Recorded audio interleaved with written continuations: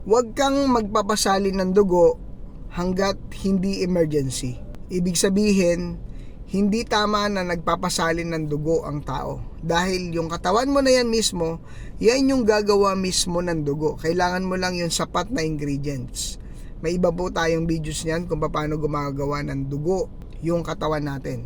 Kapag ikaw ay nasalinan ng dugo o bumababa yung dugo mo, kailangan salinan, nagpasalin ka, i-reject din po yan ng katawan natin. Bakit? Kasi hindi niya pag-aari yan. Foreign object yan ng katawan.